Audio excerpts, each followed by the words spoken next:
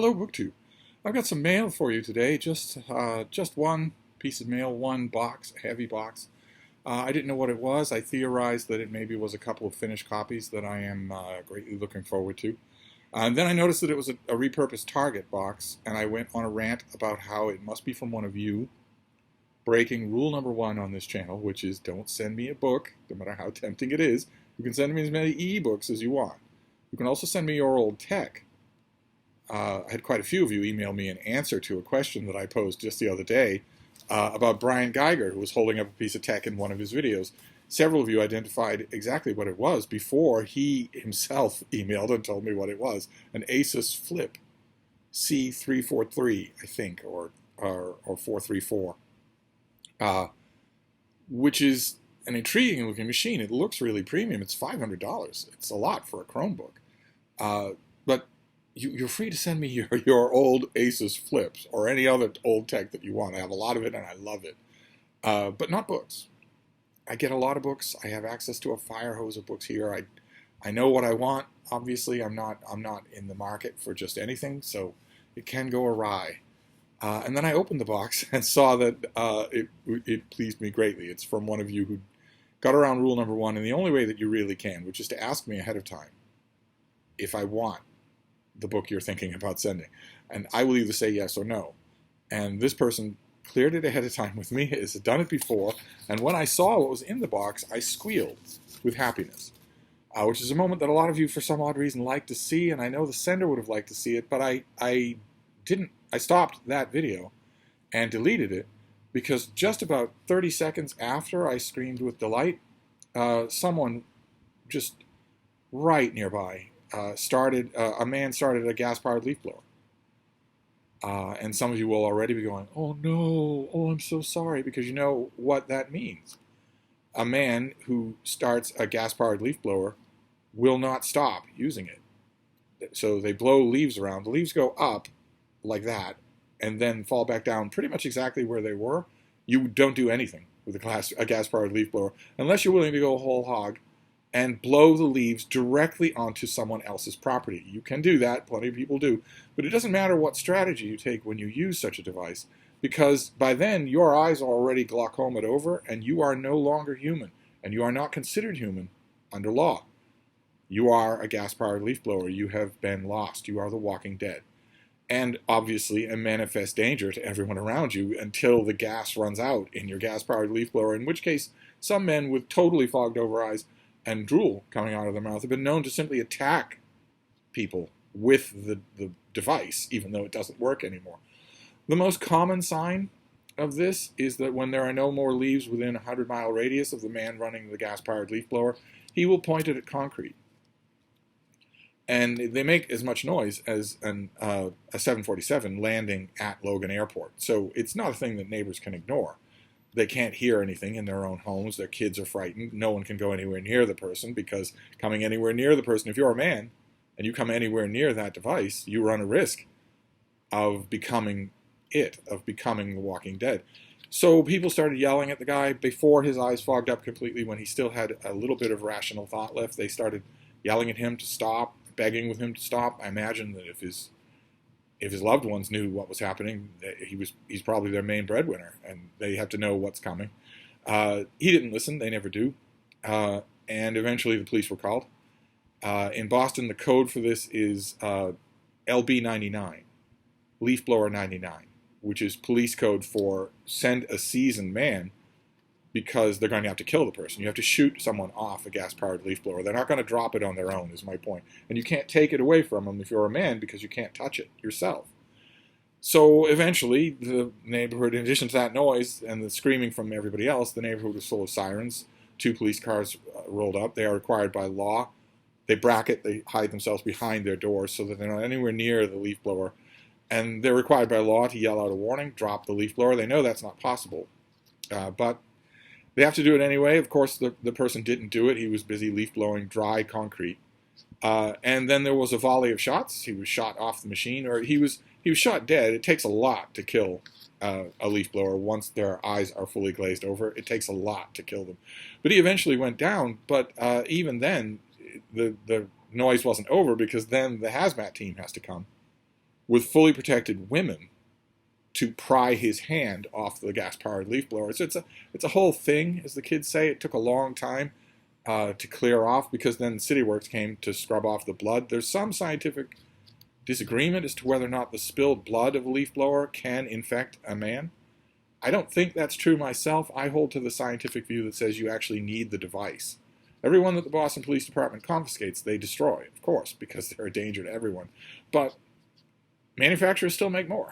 so that part of the video, the part where I'm on camera squealing in delight over these things, was completely obliterated by 3 different kinds of shattering noise. We'll just have to hope, the community always has to hope, that this is the last LB99 that we'll see. There have been probably 50 this summer, just in this neighborhood alone. And it's sometimes the last person you expect. The neighbors will be shaking their heads saying, gee, he seems so normal. The tragedy is they are normal until they get their hands on one of these things. And then it's over. There is no single recorded case anywhere in suburbia of a man who recovered from a gas-powered leaf blower. They're simply lost forever. There's no way to bring them back. Maybe there's a science fiction movie about that, where gradually, maybe it's a kid's movie where he's wacky, and he's still a leaf blower. He still has the fogged over eyes, but he's not dangerous anymore. But other than that, outside of fantasy, it doesn't happen. So it ruined the video. So you're gonna have to do without the squeal of discovery. But we can still look at the books, which are all romance. They are all connected with accidentally with Autumn Amour, the BookTube event created by the Bookish Bryants, where we celebrate romance fiction. This is all romance fiction. This person has sent me boxes like this before, and they're all category romances, Harlequin romances. If those of you have never poked a nose into the publisher, the imprint, they do many books every month, and in many different categories. Some of them hit my sweet spot a little bit better than others, and of course the one I love the most is Harlequin historicals, which, as fate would have it, they don't publish in America anymore. So you can't go to your bookstore in America and see them. Not that I have a bookstore to go to anyway. I guess in Boston, the last retail bookstore closed. A bookstore that years ago I used to work at. That whole space was closed. So I wouldn't be able to browse on the shelves anyway. There's a bookstore, I've heard a rumor that there's a bookstore that's going into that space, that they're going to rent it out to another bookstore. Why they would do that, I have no idea. Bookstores lose money. But I know what kind of a bookstore it will be. The only ones that really, with only a tiny handful of exceptions, the only ones that remain are fascist bookstores. The main point of their existence is groupthink, right-think, volk-think, folks-think, y'all-think. They're not intending to sell the books that you want to read. They're intending to sell you the books they want you to read. And they really want a good, preferably written and detailed explanation of why you don't want to read those books if you don't. Because maybe that's something that they ought to print on posters, put on telephone poles around the neighborhood, maybe flood your social media, maybe flood the social media of your employer. Maybe that's something that they just ought to do, to help you be better. For instance, there's a retail bookstore of the type that I'm talking about, the clever punny name, the cute, small floor space, no bigger than Hyde Cottage. There's one of those that's a 5-minute walk from my front door. Under normal circumstances, in the normal world, before social media, I would be a regular customer there. I would be browsing the new books that they get. I would know everyone there. I would be ordering books from them all the time. I'd take advantage of whatever frequent customer discount they might have. I'd give them tips about things that I might want, that sort of thing. They have access to Ingram and Baker and Taylor. I don't. So I would be a regular customer, but I know already what they're like. I know that if I were to walk in and say, just as the most obvious example, walk up to their desk and say, I'm wondering if you have the latest book from the best-selling author in the last 50 years, J.K. Rowling, they would say, no, and we won't order it for you. And you're wrong. You're a bad person to want it. And it won't stop there either. There'll be stacks of How to Be an Anti-Racist everywhere. The books on display in the front window, the most important real estate of any retail bookstore, will never have they will the displays of the books inside the shop and especially in the window will be absolutely redolent of the fashionable on your sleeve racism of the 21st century, where there are groups that it's acceptable to be bigoted towards. I don't need to be telling you this, of course, but there is no acceptable bigotry. There is no acceptable kind of racism, sexism, any kind. But nevertheless, I'm sure that shop thinks that, and there's no way for them not to think it. They have a tiny, cultivated audience base, customer base, that is okay having their book intake censored. That customer base is never big enough to support a store, and so that shop will go out of business. I've seen 4 of them come and go in relatively the same 2-block area, just 5-minute walk from me. I don't go to them.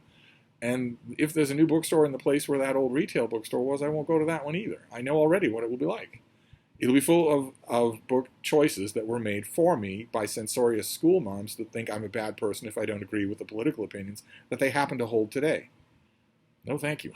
No, thank you. I would much prefer the big, unmediated, non-overseen Wild West of a big book warehouse or a Savers or a Goodwill or the Brattle Bookshop in downtown Boston, a place that leaves what you read up to you. So I will, even if I had, oh God, is that another leaf blower? God, you'd think once the winter started to come. Oh no, this sounds like they're passing by. Okay, so they're headed to shoot someone else off a leaf blower, but somewhere else, in some other part of town. But even if I had such a bookstore, there's nothing un-PC about Harlequin romances. I'm sure they could find some things. Aren't enough Samoans or people in wheelchairs, or they would have consent issues, I'm sure, even though Harlequin has revamped that element of their romances completely. They don't know what they're talking about.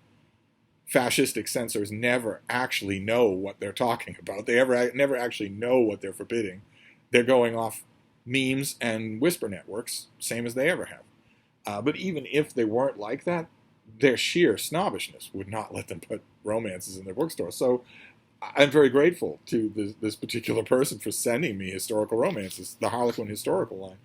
So now that we've got all the rants out of the way, the gas-powered leaf blower rant, the school mom censor rant of modern retail bookstores, although we can't do anything about the gas-powered leaf blowers.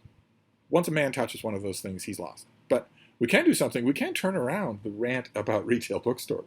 Because you can tell me stories about yours. Do you have a local retail bookstore that's not part of a chain that you like? Where the people are not the kind that I'm describing? Where the people will order you anything, where they'll stock anything, where they don't make censorious moral decisions about what's good and bad books? Books have no moral component. You know that, but in case anybody coming to this video without knowing what the heck this old guy is going on about, books don't have any moral component. So you stock everything, and you see what sells, and then you stock more of that. That's how you run a business. But do you have a small bookstore like that? Do you have, I hesitate to call them mom and pop, not just because I'm sure that someone on Twitter would consider that derogatory, but also because, thanks to Twitter politics and the politics of the people who tend to run these stores, it's going to be pop and pop, or mom and mom. It's going to be very obvious that is true. But you know what I mean. Something that's not a Books A Million, that's not a Barnes & Noble, that is a local retail bookstore that is doing well and that you like. Do you have one of those as a sort of antidote to my rantidote? A rantidote. So let's go through these books without any more rants. We have a bunch of Harlequin historicals, so I'll go through them rapid fire. The first one is by Elizabeth Beacon, and it's called Falling for the Scandalous Lady. These are all going to have these photo covers with just the slightest hint of historical background. So you have stonework. This is probably a Regency romance. You can tell just a hint from the background. The background will sometimes give you a small hint as to when the book is set. Sometimes not, though. Next one is by Laura Martin. That name is familiar to me. Oh, no, that was a moped. Okay. The Captain's Impossible Match. Okay, so in the first one we have a male main character who has an eye missing. And in the second one, it sounds like we have a male main character who's not part of the landed gentry, who's a captain in the military, unless he has that rank anyway, even though he's a marquess or something. Then we have Sarah Mallory. This is Cinderella and the Scarred Viscount. Okay, so there we do have an explicit Regency background there, and there we do have obviously a member of the landed gentry. He is not visibly scarred. Maybe he's mentally scarred, emotionally scarred, whatever. Let's see. Then Marguerite Kay, the Earl who sees her beauty.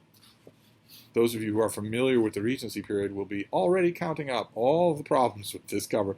Keep in mind, the Harlequin historicals, the Harlequin line just in general, they're not going to spend a mint on these covers. They're just going to put together something that looks good. These are all photo covers. They're not going to worry too much about historical veracity. I don't think they do. And so here you have something you would never see well, actually, who is this person? Prudence Carstairs knows her scars leave her with no romantic prospects. Instead, she's content revolutionizing her employer's home with her technological marvels. Well, I guess there is just the very faintest scar on her cheek. You can barely make it out there. Okay. Then we have, by Louise Allen, The Duke's Counterfeit Wife. So we're at the very top of the aristocratic chain there. But two in a row with no men on the cover. Very interesting. You sometimes see that also in the mainstream historicals that aren't category romances. Then we have How Not to Chaperone a Lady by Virginia Heath. Virginia Heath is an author I've read before. I think I've read this before. And also, we might, I know that a lot of you don't care about category romances, but there are ways to title these things and there are ways not to. How Not to Chaperone a Lady is a much better title than, for instance, The Duke's Counterfeit Wife, which has been the title of 80 million Regency romances over the last 50 years. How Not to Chaperone a Lady is at least a more inventive title. We'll see what the book is like, because I'm going to mow down on some of these tonight. Okay, then we have Eva Shepard, Stranded with the Reclusive Earl. That's two noblemen in a row with the kind of 5 o'clock shadow facial hair that would not have flown in the Regency period. I wonder if it's hard for me to tell. Is that the same person? Is that the same model? Did they just truck in different costumes for these things? It kind of looks, the hair's a little different. It kind of looks like the same guy. Well, anyway, then let's see here. And for future reference, I'm sure that there are only a tiny handful of you that are watching now that you know these are all romance novels, but for future reference, if I get another box like these, the person who sent me these sometimes very nicely does send me boxes of Harlequin historical romances. If you would like me to read you the backs of these things in addition to just firing through them, let me know. Because not every one of these videos will be prefaced by 20 minutes of ranting. Okay, then we have another Duke. This is Millie Adams, Marriage Deal with the Devilish Duke. You see, Marriage Deal with the Devilish Duke is kind of a 1-second elevator pitch plot summary of the book. It'll work as a title, but it's not as good, as we've only had one good example. How Not to Chaperone a Lady is a good example of a title. It's not just a description of the book. I'll take it, definitely, but still. Lady Olivia's Forbidden Protector by Christine Merrill. Same thing. I know you're working here on a time limit, an intense time limit, and also descriptive titles like this that really are denoting the plot of the book rather than standing up on their own are also a bit of a tradition. The old style Regency romances that I love so much, the old Signet and Zebra Regency romances, do a lot of this. They almost never don't do this kind of title. So it's an old thing. It's not like I'm saying this is the modern day world gone wrong. Then Bronwyn Scott, who I love. This is a name I know and love. This is Saving Her Mysterious Soldier. I have never read this book. I haven't read any of these. So this is just a delight to get a box full of these. This is fantastic. The last few times that this person has sent me a box, I do the same thing. I pull out all the books, and then I go through them. I inventory them. And then I put them in a little stack by the bedside, by the nightstand, and use them as wafer-thin layers between the other books that I'm reading until the stack is gone. And so I end up going through them all. And there we have, once again, another example. Where was the earlier one? The Captain's Impossible Match. So once again, we have a soldier, maybe instead of a member of the gentry. And is that housemaid's uniform? It certainly looks like it. right? Unless she's a nurse. Well, let's find out, since I'm guessing here. Nurse, she's a nurse. Nurse Thea Peverett saves an injured soldier in the Crimea, only to realize he can't remember who he is. Is he John Watson? She brings him home to England to help him recuperate. Is that what you're calling it? As Thea warms to charming, irresistible Edward, who understands her like no other man ever has, she forces herself to resist him. For one day, he might recall his true identity and leave her behind. Oh, that sounds really good. And that, of course, leaves the door open for him to remember that he is, in fact, a duke's son. So this will almost certainly be the ending of the thing. Okay, then we have Annie Barros. This is another name I know. I haven't read this book, though. How wonderful to get books in the mail by authors I know I like that I haven't read yet. Don't any of you take this as an example, though. Don't do it. Don't send me books. This is Scandal at Midnight. Very nice. Very nice. Let's see. Let's just keep going here. Okay, we have another Duke. We've gone back to the top of the food chain here. This is by Amanda McCabe. That name sounds familiar. See, Sarah at the Bookish Knitter is, as you all know, she's the #1 champion of Harlequin romances, especially category romances that we deal with here on BookTube. And when she does a haul video or a reading plans video or something like that, she rattles off these authors. She's talked to most of them, interviewed most of them, knows most of them, and she has an ironclad memory for these sorts of things. I think I've read Amanda McCabe. But this is called Playing the Duke's Fiancée. So she will play a role. Of course, you couldn't wear a dress like that in the Regency, and he's got it wrong too. But you couldn't wear... She's playing a role as his fiancée, and as is true in the tried and true method of Regency romances, it will turn out that they love each other. That it will no longer be a role. It will be the real thing. Okay, now we have another cover with just the woman on the cover, no men. This is The Penniless Debutante by Janice Preston. I confess, whether it's a cover with just a man on it or a cover with just a woman on it, I kind of prefer it when they're both. Let's see here. This next one's a slightly bit longer than usual, although the Harlequin historicals have a nice heft to do. They're longer. I believe, Sarah could correct me here, but I think they're the longest category romances just in general that Harlequin does. This is by Julia Justice, and it's called The Explorer Baroness. What does that mean? Let's find out. Gregory Latimer is well aware Charis Dunfield is not the society bride this baron's son needs to restore his family's tarnished reputation. She is scandalizing the ton, living mostly in Constantinople and running her father's antiques business. Gregory must settle for her friendship instead, and her help vetting other potential brides for him until she voyages east again. But will any debutante match up to her? Oh, that sounds wonderful too. That sounds wonderful too. Every time I stop to read one of these things, it comes up being one I want to read. Okay, here we have one by Lucy Ashford called The Vikons' New Housekeeper. I'm guessing she gets a promotion. That would be my guess. Fairly early on, she gets a promotion. And once again, we have the facial hair. Is this the same guy? Or are Harlequin historicals just hauling in these guys and telling them, you've got a photo shoot in 2 weeks, don't shave? When James Viscount Greyford returns home with his reputation in tatters, the last thing he needs is incompetent new housekeeper Emma Bryant. But beneath her drab gown and ugly cap is a pretty young woman of quality, forced to work by straitened circumstances. A tired, tried and true plot device, but we'll see how well it does.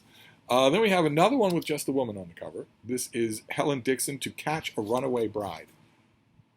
She's not going to get far with King Richard's fair and drapery dragging behind her. But it looks like she gets as far as town anyway. She's not in the country. She's moments away from becoming a Viscountess when she realizes that she cannot marry the man her father has chosen for her. So she runs away. Okay. Okay, now we have... we're down to the two at the bottom here that aren't Harlequin historicals. No, they aren't. Okay. Oh, great. Fantastic. All right. This is The Reluctant Countess by the great Eloisa James. This is an author, to say the least, that I know well. I haven't read this one. Even another prime example of a cover with just one main character on it. This is a uncorrected proof. I think this was probably at a sale somewhere. What is the date on this thing? 2022. So this is a new book. This verges into my line of country. I don't know if I've seen the finished copy of this. I used to get finished mass market paperback romances at the retail bookstore in Boston. that is now gone. So I don't even see them anymore unless I make a point, unless I remember to look for them on Amazon. So I don't know whether or not this has a step back. Does this maybe have something else included with it?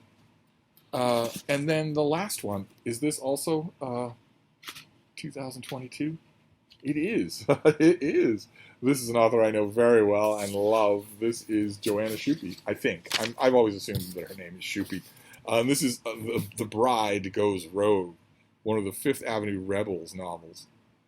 He once again has facial hair, 5 o'clock shadow, but you can see right away what I'm talking about, right? Even with these Harlequin historicals that are modern, they still hew to a very conservative, old school idea of how to arrange a romance, as opposed to this, where that this is when you know that you're dealing with a modern day